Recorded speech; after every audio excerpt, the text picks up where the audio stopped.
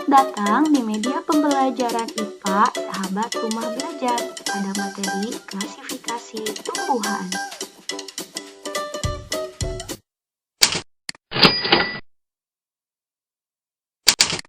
Adapun tujuan pembelajaran kali ini yaitu setelah mempelajari media presentasi interaktif ini, kalian diharapkan dapat membedakan pengelompokan tumbuhan dengan tepat.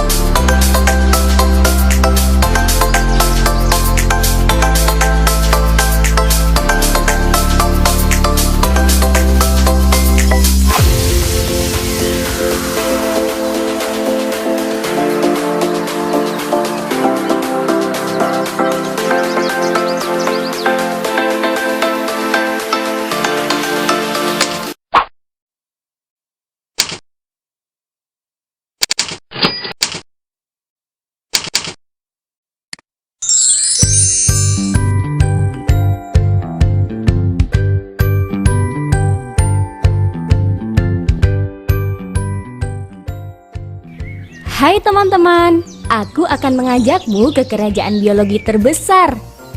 Di dalamnya terdapat dua kerajaan-kerajaan besar yang bisa kamu lihat loh. Ayo kita masuk. Nah, lihat, itu ada banyak tumbuhan di sana. Kamu bisa menyebutnya dengan kerajaan Plantae atau Kingdom Plantae. Ayo kita masuk ke kerajaan itu dan melihat berbagai jenis tumbuhan di sana. Wah, di dalam kerajaan Plantae ini dibagi menjadi 3 divisi. Divisi paling senior di kerajaan ini ada lumut atau Bryophyta. Dia itu sangat suka hidup di tempat yang lembab seperti ini. Dia sangat bergantung pada air atau disebut polikiohidrik. Lihat akarnya yang sangat sederhana itu. Dia hanya bisa menyerap air secara terbatas saja. Mereka sedang apa ya? Oh, mereka sedang membuat makanan sendiri dengan klorofil yang dimilikinya dan dibantu sinar matahari. Proses ini dinamakan fotosintesis. Kamu lihat di permukaan tubuh mereka, dilapisi zat lilin pada kutikulanya. Itu agar mereka bisa menahan terjadinya penguapan air yang berlebihan. Untung saja aku membawa kaca pembesar ini untuk bisa melihat struktur tubuh mereka. Ayo kita dekati mereka.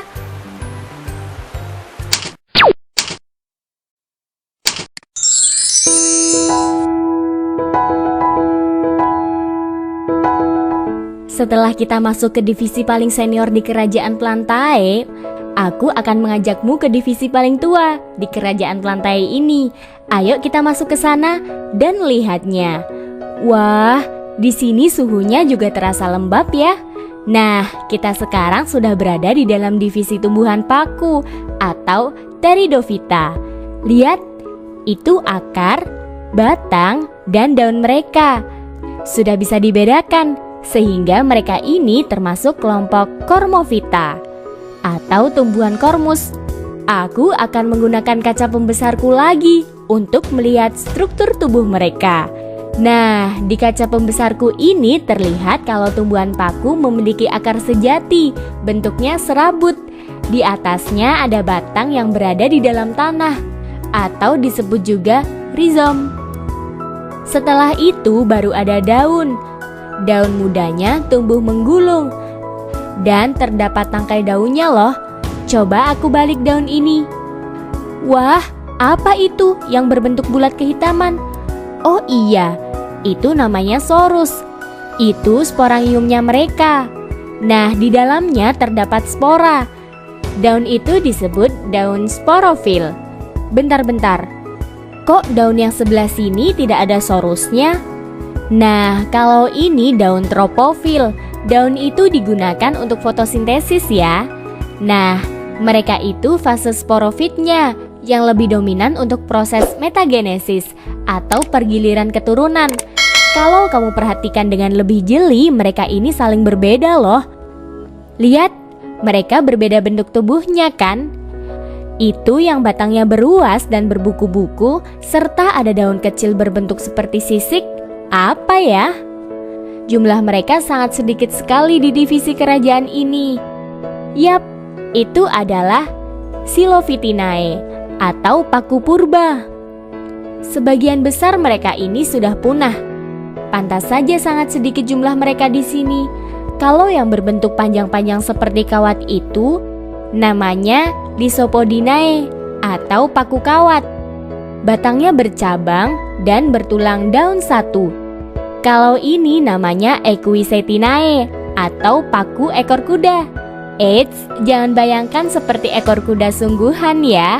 Paku ini memiliki batang dan cabang berkarang pada buku-buku batangnya. Wah, paku ini daunnya sudah sempurna dan berukuran besar ya. Itu sih Filicinae atau paku sejati. Selain paling tua, divisi ini juga memiliki jiwa sosial yang tinggi loh. Kamu bisa memakannya untuk sayuran dan juga sebagai bahan obat-obatan untuk mengatasi luka, diuretik, diare, dan penyakit kulit. Suara apa itu? Ramai sekali. Sepertinya berasal dari divisi terakhir kerajaan Plantae deh. Kita lihat di video selanjutnya ya. Sampai jumpa.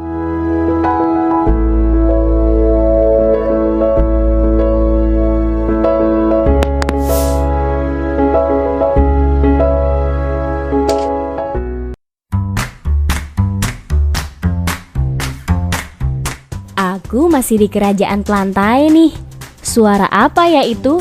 Sepertinya terdengar dari divisi paling akhir di kerajaan ini. Wah, benar saja.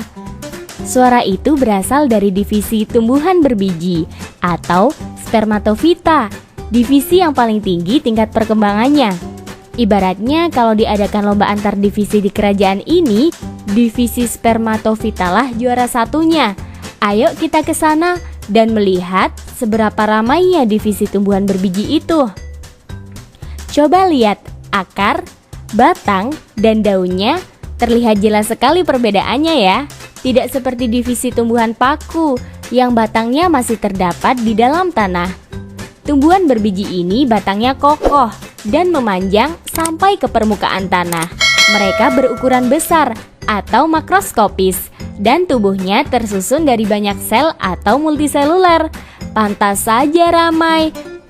Ternyata ada banyak sekali berbagai macam tumbuhan berbiji ini. Itu di daun mereka ada pigmen klorofil yang bisa digunakan untuk membantu mereka membuat makanannya sendiri atau mereka bersifat autotrof. Ada dua kubu di divisi ini loh. Ada tumbuhan berbiji terbuka atau gymnospermae dan tumbuhan berbiji tertutup atau angiospermae. Yang batangnya besar, ada kambiumnya, berakar tunggang, serta memiliki daun yang berbentuk seperti jarum kecil, tebal, dan kaku seperti itu. Kubu mana ya? Nah, kalau itu sih tumbuhan berbiji terbuka atau gymnospermae. Bijinya itu tidak dibungkus oleh daun buah atau langsung dapat terlihat kan? Coba lihat biji di kubu sebelah itu. Mereka memiliki bakal biji atau bijinya terlindungi oleh daun buah atau daging buah. Nah, tumbuhan inilah yang biasanya sering kamu konsumsi. Ada mangga, alpukat, anggur, dan lain sebagainya. Mereka semua itu berbiji tertutup atau angiospermae. Loh, kok mereka terlihat berbeda ya? Ayo perhatikan lebih jeli lagi.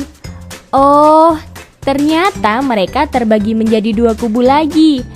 Yang memiliki satu keping daun lembaga, akarnya serabut, batang tidak berkambium, berkas pembuluh pengangkut tersebar, tulang daun sejajar atau melengkung, dan kelopak bunga pada umumnya kelipatan 3, itu tumbuhan monokotil. Ada padi, jagung, dan pisang. Kalau yang memiliki dua keping daun lembaga, berakar tunggang, batang berkambium, tulang daunnya menjari atau menyirip, berkas pengangkut tersusun dalam satu lingkaran, dan kelopak bunganya kelipatan 4 atau 5, itu tumbuhan dikotil atau berkeping 2. Ada mangga, singkong, dan jambu.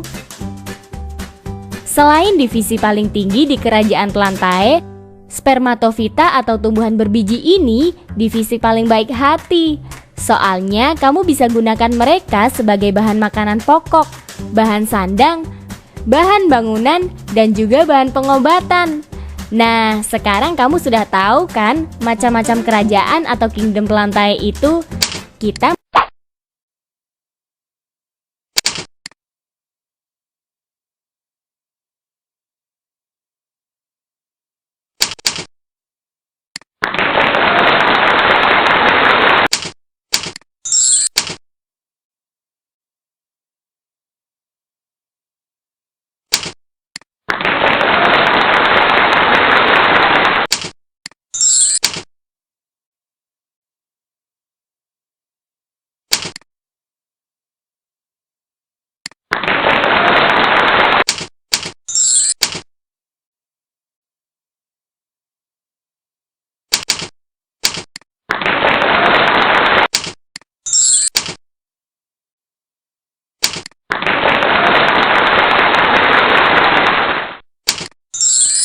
Demikian pembelajaran IPA materi klasifikasi makhluk hidup kelas 7 SMP.